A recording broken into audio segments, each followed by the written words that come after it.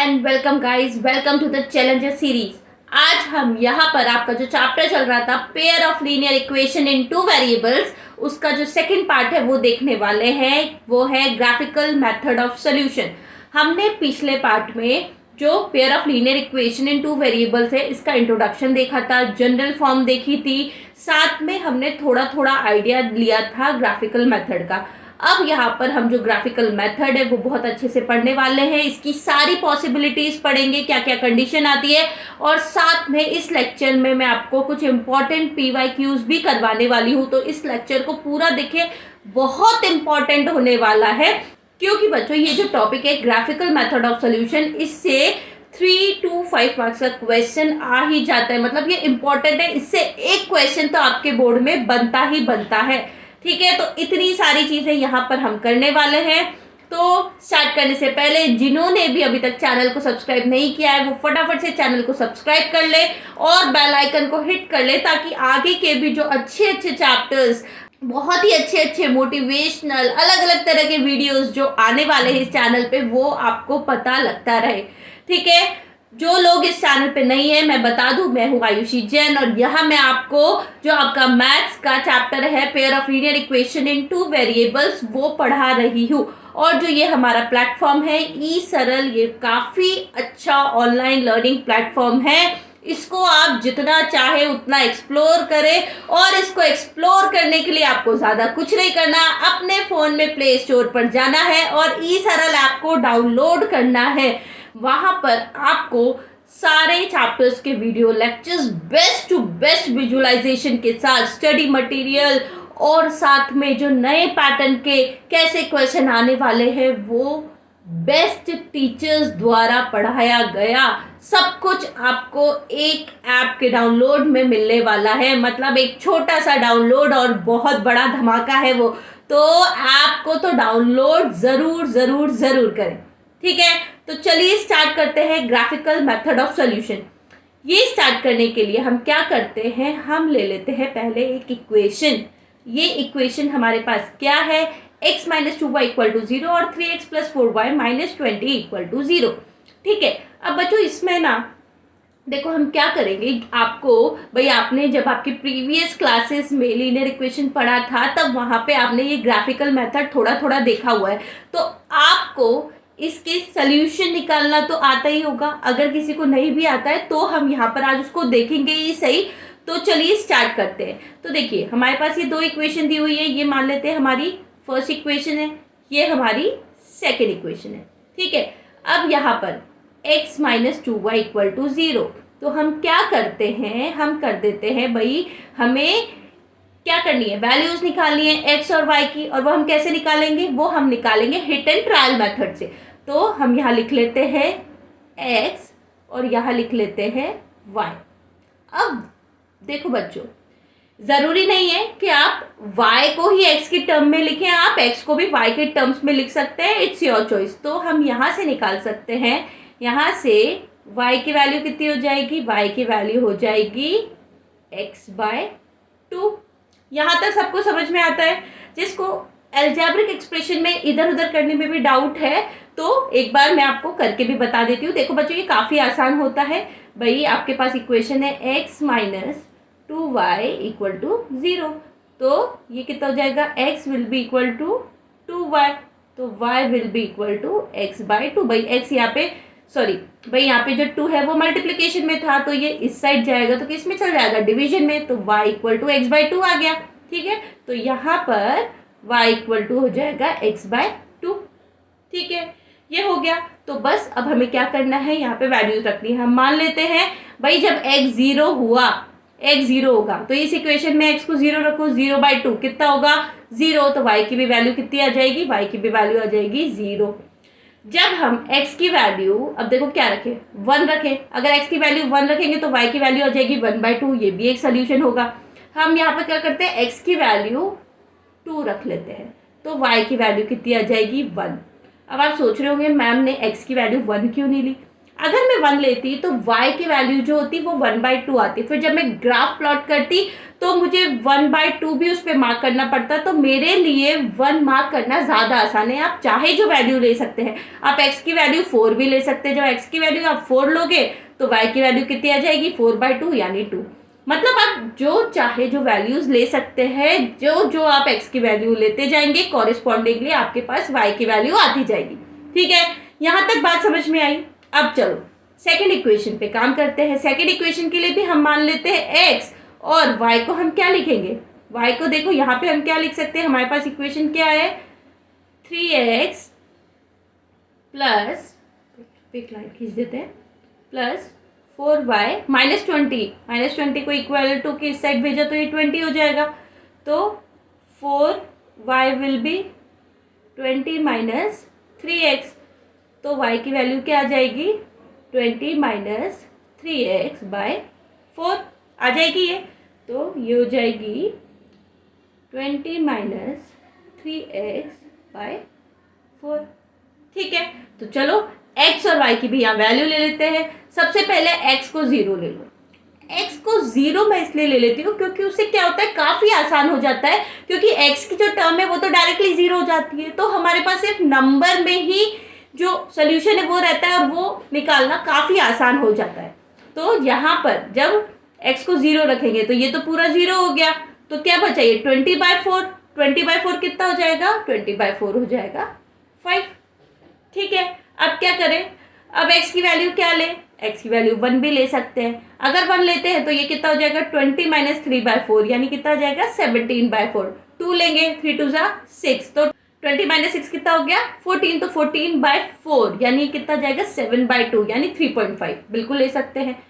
x की value देखो बच्चों, मैं ले रही हूँ 4। मैं 4 इसलिए ले रही हूँ क्योंकि मुझे पता है 20 माइनस 12 कितना हो जाएगा, 8 डिवाइडेड बाय 4 कितना होगा, 2। यानी मेरे लिए क्या होगा, उससे जो ग्राफ बनाना है वो काफ़ी आसान हो जाएगा क्योंकि होल नंबर में जो मेरा पॉइंट है वो आ जाएगा। ठीक है, क्योंकि होल नंबर पे मार्क करना काफ़ी आसान हो सकता है। लेकिन आप चाहे तो पॉइंट में भी ले सकते हैं, कोई दिक्कत नहीं है, कोई उसको गलत नहीं करेगा। ठीक है, तो हमारे पास अब यहाँ पर पॉइंट्स आ गए। ठीक है, एक और पॉइंट भाई, आपको अगर 3 लेना है तो 3 लेके मैं बता देती हूँ भाई। जब मैं x को 3 लूंगी तो y कितना हो जाएगा, 20 माइनस 3 3 कितना हो जाएगा, 9। तो 20 माइनस 9/4 यानी कितना आ जाएगा, ये आ जाएगा 11/4। ठीक है, सिंपल है ये। तो चलिए आगे बढ़ते हैं। तो अब करना है हमें इसका ग्राफ प्लॉट।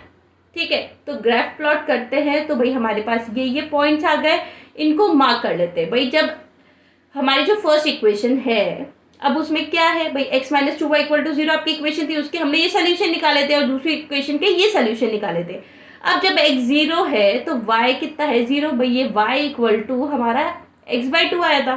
तो जब x 0 है तो y भी 0 होगा। ठीक है, ये हम पिछले जो हमारा लेक्चर है उसमें भी देख चुके हैं कि हम ये मार्क कैसे करते हैं। जिन्होंने भी अभी प्रीवियस लेक्चर नहीं देखा है तो वो आप देख सकते हैं, उसका जो लिंक है वो आपको नीचे डिस्क्रिप्शन में मिल जाएगा। साथ में आपको पूरी जो मैथ्स की प्लेलिस्ट है उसका जो लिंक है वो भी आपको डिस्क्रिप्शन में मिल जाएगा। अभी तक हमारा पॉलिनोमियल चैप्टर पूरा कंप्लीट हो चुका है और अब जो चल रहा है वो है pair of linear equation in 2 variables. ठीक है, नेक्स्ट जो पॉइंट है, जब x2 है तो y कितना है, 1। भाई x2 मतलब x एक्सिस पे 2 मार्क करो। ठीक है, y1 मतलब y एक्सिस पे 1 यानी दोनों का कॉमन पॉइंट कुछ यहाँ आएगा। ठीक है, ऐसे ही हम यहाँ से मार्क कर लेंगे 0। जब x 0 है y5, x जब 0 है तो y5 है मतलब ये पॉइंट। x जब 4 है उस केस में y2 है मतलब यहाँ कहीं आएगा। तो हम इन पॉइंट्स को जोड़ते हुए लाइन ड्रॉ कर लेते हैं। ये हमारी फर्स्ट लाइन हो गई, ये हमारी सेकंड लाइन हो गई। तो ये कैसी लाइन दिख रही है आपको, जब हमने जो हमारी दोनों इक्वेशन थी उनको सॉल्व किया तो हमारे पास लाइन कैसी आई, ये लाइन होती है इंटरसेक्टिंग लाइंस। और इंटरसेक्टिंग लाइन है ये, तो ये किस पॉइंट पे इंटरसेक्ट कर रही है, ये किसी एक पॉइंट पे इंटरसेक्ट कर रही है। तो यहाँ पे हम देख सकते हैं वो कितना है, ये है 4,2। यानी जो ये ग्राफिकल मेथड है इससे भी हम किसी लाइंस के पॉइंट्स जो है इंटरसेक्टिंग पॉइंट्स निकाल सकते हैं, और जो इंटरसेक्टिंग पॉइंट है ये होता है आपका उन इक्वेशन का सॉल्यूशन।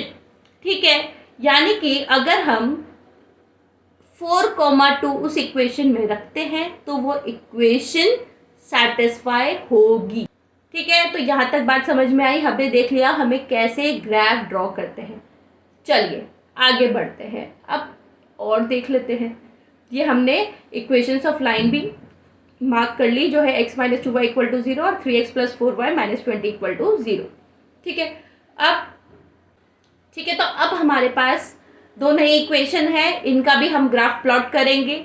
ठीक है, तो अब देखते हैं। सबसे पहले क्या करें भाई, फर्स्ट इक्वेशन से काम करते हैं। तो फर्स्ट इक्वेशन में हम लिख लेते हैं ये x, और y की वैल्यू कैसे लिखेंगे, y होगा हमारा 9 - 2x/3 होगा। भाई कैसे लिखा, इस इक्वेशन को हमने लिख दिया, ये लिख दिया हमने 2x + 3y = 9। ठीक है, तो हमें तो क्या y की वैल्यू निकालनी है, तो 3y will be equal to 9, इस 2x को इस साइड भेजा -2x, तो y कितना हो जाएगा 9 - 2x/3। ठीक है, सिमिलरली इस इक्वेशन के लिए भी निकाल लेते हैं, तो ये कितना हो जाएगा भाई x, और जो y होगा वो हम लेंगे 18 - 4x/6। ठीक है, आई होप यहाँ तक किसी को डाउट नहीं होगा। अब क्या करते हैं, वैल्यूज रखते हैं। चलिए सबसे पहले x की वैल्यू क्या रखेंगे, भाई मैम तो सबसे पहले x की वैल्यू रखती है 0, सबसे आसान होता है, तो x की वैल्यू रख दो 0। जब x 0 है तो y कितना होगा 9 - 0/3, यानी ये हो जाएगा 3। अब x की वैल्यू क्या रखें, भाई x की वैल्यू अगर हम यहाँ पर 9/2 रखें तो उससे क्या होगा, देखो अगर मैं x की वैल्यू 9/2 रखती हूँ, 9/2 होता है 4.5।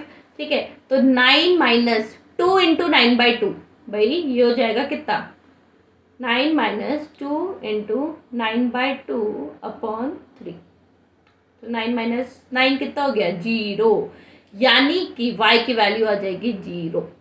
सिर्फ 0 लाने के लिए मैंने यहाँ वैल्यू 9/2 रख दी, कुछ और भी रख सकते हैं, 1 भी रख सकते हैं। 1 रखेंगे तो क्या हो जाएगा 9 - 2 यानी 7/3। ठीक है, चलिए सेकेंड इक्वेशन पे करते हैं। x की वैल्यू जब 0 रखी तो y कितना होगा, x की वैल्यू 0 तो y 18 - 0/6 यानी 18/6, ये कितना आ जाएगा 3।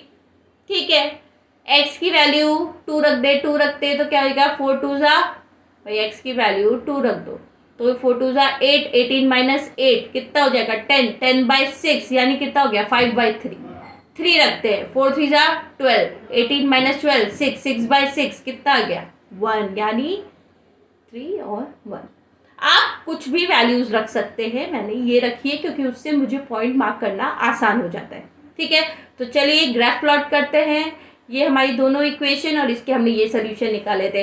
तो जब x 0 था, x 0 यानी ये वाली लाइन, तब y कितना था y 3 था, यहाँ पर आ गया। जब x 9/2 यानी 4.5 था, x जब 4.5 था तो y 0 था, ये हो गया। ठीक है, सेकंड इक्वेशन 0,3 मतलब यहीं आएगा। नेक्स्ट जब x 3 है तो y 1 है, मतलब यहाँ कहीं आता है। तो इन पॉइंट्स को ज्वाइन करती हुई लाइन हम ड्रॉ कर लेते हैं। ये फर्स्ट लाइन हो गई, ये सेकंड लाइन हो गई, यानी कि ये तो हमारे कैसी लाइन आ रही है हमारे पास, ये हमारे पास लाइन्स आ रही है कोइंसिडेंट लाइन। कोइंसिडेंट लाइन यानी एक लाइन के ऊपर एक लाइन। तो चलिए इनके दोनों के इक्वेशन भी लिख देते हैं। अब यहाँ पर एक चीज ध्यान देने की है बच्चों, अगर आपने ध्यान से देखा होगा तो हमारी जो फर्स्ट इक्वेशन है वो क्या है 2x + 3y - 9 = 0, और सेकंड है 4x + 6y - 18 = 0। अगर इस इक्वेशन में मैं 2 कॉमन निकालती हूँ तो ये हो जाएगा 2x + 3y - 9 = 0। एक्चुअली में क्या है, ये वाली लाइन और ये वाली लाइन तो एक्चुअली सेम ही लाइन है, इसीलिए देखो जब हमने इसका ग्राफ भी ड्रॉ किया तो हमारे पास एक्चुअली में जो लाइंस आई वो कोइंसिडेंट आई। मतलब कि इन लाइन पे जितने भी पॉइंट्स होंगे वो हर एक पॉइंट इसको सेटिस्फाई करेगा। मतलब हमारे पास कितने सोल्यूशन होंगे, इनफाइनाइट नंबर ऑफ सोल्यूशन होंगे, जो कि जब हमने पिछले केस में देखा था तब कैसी लाइन आ रही थी, इंटरसेक्टिंग लाइंस आ रही थी। इंटरसेक्टिंग लाइंस मतलब केवल एक ही ऐसा पॉइंट था जहां पर वो दोनों लाइन मिल रही थी, मतलब वो सिर्फ एक पॉइंट है जो उसका सल्यूशन होगा, तो वो एक यूनिक सल्यूशन था। लेकिन इस केस में क्या हो रहा है, एक के ऊपर एक लाइन आ रही है, मतलब इनफाइनाइट नंबर ऑफ पॉइंट्स होंगे जो इन दोनों लाइंस की इक्वेशन को सेटिस्फाई कर रहे होंगे। ठीक है, बात समझ में आई, फील आई इस चीज की। चलो बहुत ही बढ़िया। अब एक और केस ले लेते हैं और उसके लिए हम ये इक्वेशन ले लेते हैं। हमारे पास क्या इक्वेशन है, x plus 2y minus 4 equal to 0 और 2x plus 4y minus 12 equal to 0। क्या करें भाई, इनके भी सबसे पहले तो पॉइंट्स निकाल लेते हैं ताकि हम इनकी भी लाइन ड्रॉ कर सके। तो ये ले लिया x, y कितना हो जाएगा, y हो जाएगा फर्स्ट इक्वेशन के अकॉर्डिंग 4 माइनस एक्स अपॉन 2 और सेकेंड इक्वेशन के अकॉर्डिंग भाई x जो y होगा वो हो जाएगा 12 माइनस 2x अपॉन 4। ठीक है, यहाँ तक बात समझ में आई। ठीक है, चलिए वैल्यूज रख लेते हैं। सबसे पहले x को भाई 0 रखो। जब x 0 है तो भाई हमारा y क्या है, 4 माइनस एक्स बाय 2। तो जब x 0 रखा तो हो जाएगा 4 बाय 2, यानी क्या आया 2, तो ये आ गया 2। ठीक है, अब x की वैल्यू एक काम करते हैं 4 रख देते हैं। 4 क्यों रखें, क्योंकि 4 माइनस 4 0 हो जाएगा, y की वैल्यू 0 हो जाएगी, हमें मार्क करना आसान हो जाएगा। तो x 4 रखा तो y आ गया 0। ठीक है, आसान है। अब x की वैल्यू 0 रख दो यार, सबसे आसान होता है 0 रखना। ठीक है, तो जब 0 रखा तो ये कितना हो जाएगा, ये हो जाएगा y will be equal to 12 minus 0 by 4। भाई x 0 रखा तो 2 इंटू 0 0, तो 12 बाय 4 कितना आ गया, 12 बाय 4 आ गया 3, 12 बाय 4 आ गया 3। अब क्या करें, x की वैल्यू क्या रखे, x की वैल्यू रख देते हैं 6। 6 क्यों रखे भाई, 2 इंटू 6 12, तो y 0 आ जाएगा। तो बस ये 6 रखा और ये 0 रखा। कैसे कैसे ना 0 बनाना इसलिए आसान हो जाता है क्योंकि डायरेक्टली x एक्सिस या y एक्सिस पे वो पॉइंट आ जाता है और वो मार्क करना हमारे लिए सबसे आसान होता है। ठीक है, तो चलिए अब क्या करते हैं, इन लाइंस को ग्राफ पे प्लॉट करते हैं। ठीक है बच्चों, मैं यहाँ पर बता रही हूँ, लेकिन आप जब प्लॉट करो तो अपनी प्रैक्टिस ऐसे रखो कि आप इनको प्रॉपर ग्राफ पेपर पे ही ड्रॉ करो। उससे क्या होता है, उससे आपका परफेक्शन आता है। और जब आप इनको एग्जाम में लिखो तो एग्जाम में आप हर एक पॉइंट को जब लिख रहे हो तो उसको प्रॉपर लिखो कि अब हम इसको ले रहे हैं पुटिंग x की value this, so we get y की वैल्यू दिस। बिकॉज क्या होता है, बोर्ड में हर एक चीज की स्टेप मार्किंग होती है। ठीक है, तो चलिए अब यहाँ पर हमने ये पॉइंट्स निकाले थे। तो जब हमारे पास x की वैल्यू 0 थी, x की 0 थी, तब y 2 थी, मतलब ये वाला पॉइंट। जब x 4 था तो y कितना था 0, तो x जब 4 था तो y 0 था, मतलब ये वाला पॉइंट। भाई हमें ये पता है कि x एक्सिस पे y की वैल्यू 0 होती है और y एक्सिस पे x की वैल्यू 0 होती है। ठीक है, अब जब x 3 था, सॉरी जब x 0 था तो y 3 था, मतलब ये वाला पॉइंट। जब x 6 था तो y 0 था, मतलब ये वाला पॉइंट। ठीक है, तो दोनों लाइंस को हम ड्रॉ कर देते हैं। ये हमारी फर्स्ट लाइन, ये हमारी सेकेंड लाइन। कैसी लाइंस दिख रही है भाई, इक्वेशंस भी लिख देते हैं। ये दोनों लाइन कहाँ मिल रही है, कहीं नहीं मिल रही है, ये तो रेल की पटरी की तरह सीधी जाई जा रही है, जाई जा रही है, जाई जा रही है। मतलब ये कभी भी मिलने वाली नहीं है, ये कभी नहीं मिलेंगी। मतलब ये कैसी लाइंस है, ये पैरेलल लाइंस है। समझ में आई। अब पैरेलल लाइंस का कितना सोल्यूशन होगा, कि क्या ये किसी आगे चल के किसी पॉइंट पे मिलेगी, नहीं मिलेगी। कितना ही एक्सटेंड कर लो, यानी कि इस वाले टाइप के जो इक्वेशंस होती है इनके कैसे सोल्यूशन होते हैं, इनके नो सोल्यूशन होते हैं, मतलब कोई सोल्यूशन नहीं आएगा। अगर आप इनको ध्यान से देखें तो भैया हमारे पास इक्वेशन क्या है, ये x plus 2y minus 4 equal to 0 और 2x plus 4y minus 12 equal to 0। ठीक है, तो अगर हम देखें तो फर्स्ट वाली इक्वेशन का जो कोफिशिएंट है वो कितना है 1। तो देखो फर्स्ट वाली जो कोफिशिएंट है ये आ रहा है 1/2। जो सेकंड कोफिशिएंट है बी वाला, भाई हमारा जो स्टैंडर्ड होता है वो क्या होता है, ax plus b y plus c equal to 0। तो यहाँ पर ये कितना आ रहा है 2/4, 1/2, ये कितना आ रहा है 4/12 यानी 1/3। यानी कि हम कह सकते हैं कि हमारे जो ए वाला कोफिशिएंट का रेशियो है और बी वाले कोफिशिएंट का रेशियो है वो तो बराबर है, लेकिन सी वाला बराबर नहीं है। इस केस में जब ऐसा केस होता है तो हमारे पास जो लाइंस आती है वो कैसी आती है, पैरेलल लाइंस। मतलब हमने यहाँ तीनों केस देख लिए, एक केस में इंटरसेक्टिंग था, दूसरे केस में कोइंसिडेंट था, और तीसरे केस में कैसी लाइंस आई है, तीसरे केस में आई है पैरेलल लाइंस। तो अब इस चीज को हम अच्छे से डिटेल में देख लेते हैं कि ये क्या होता है।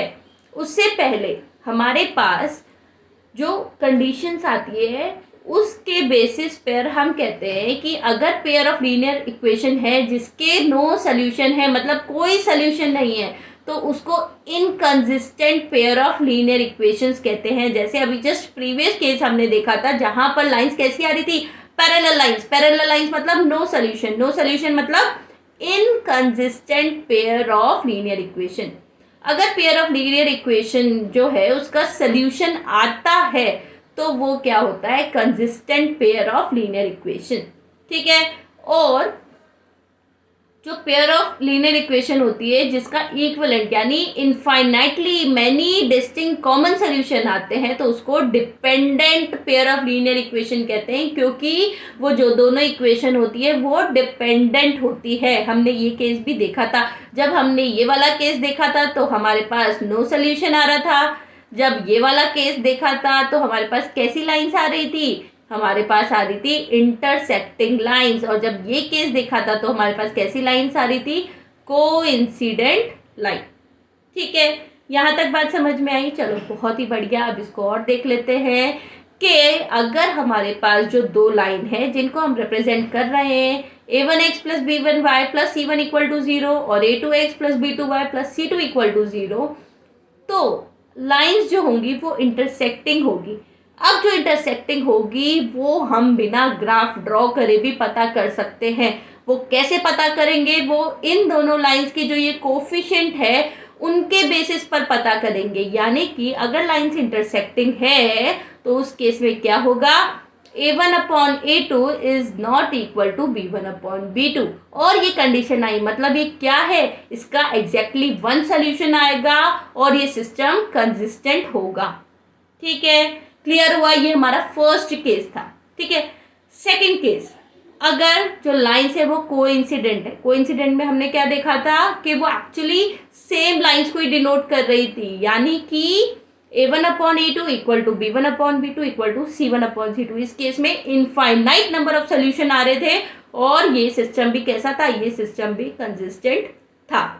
तीसरा केस, जब लाइंस पैरेलल आ रही थी, मतलब कोई भी सोल्यूशन नहीं आ रहा था, और उस केस में a1 upon a2 equal to b1 upon b2 is not equal to c1 upon c2, तो कोई सोल्यूशन नहीं आ रहा था। ये तीनों केस हम देख चुके हैं।